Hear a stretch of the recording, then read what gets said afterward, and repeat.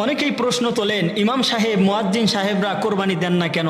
প্রিয় ভাই, প্রশ্ন করার আগে একটু ভাবতে হবে যে যে সমস্ত ইমামের আল্লাহ সামর্থ্য দিয়েছেন, খতিব সাহেবের সামর্থ্য আছে, তারা অবশ্যই কোরবানি দেন, তারা কোরবানি দেন, এটা খোঁজ নেবেন। কিন্তু বেশিরভাগ ইমাম মুয়াজ্জিন যাদের বেতন আপনি কত টাকা দেন, অনেক ইমাম মুয়াজ্জিন আছে 5,000 টাকা, 7,000 টাকা, 10,000 টাকার ভিতরে। বর্তমান সময়ে একজন মানুষ 8,000 10,000 টাকা দিয়ে কীভাবে চলবে? আপনি আপনার ক্ষেত্রে বিবেচনা করুন। আপনাকে যদি 10-12,000 টাকা বেতন দেওয়া হয়, আপনি কি আপনার সংসারকে ম্যানেজ করতে পারবেন? আপনি আপনার ছেলে সন্তান, আপনার স্ত্রীর ভরণ পোষণ সব কিছু পরিপূর্ণভাবে করতে পারবেন?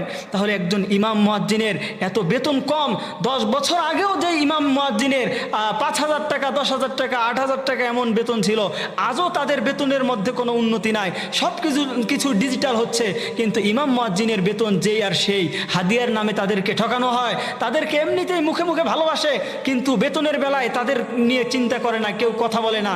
তাদের সেই অল্প বেতন নিয়ে আবার আমরা প্রশ্ন তুলি, কেন তারা কোরবানি দেন না, কেন তারা এটা করেন না, কেন তারা গরিবের মতো চলেন? প্রিয় ভাই, একজন ইমামের জায়গায়, মুয়াজ্জিনের জায়গায় যদি আপনি থাকতেন, তাহলে বুঝতেন তো অনেক ইমাম মুয়াজ্জিন কিভাবে তারা সংসার চালান, কত কষ্ট করেন। এজন্য আমরা সমালোচনা না করে তাদের কিভাবে তাদের বেতন বাড়া যায়, তাদেরকে কিভাবে আমরা একটু সমৃদ্ধ করতে পারি, এই আমরা পজিটিভ ধারণা নিয়ে আসি, আমরা নেগেটিভ চিন্তা ভাবনা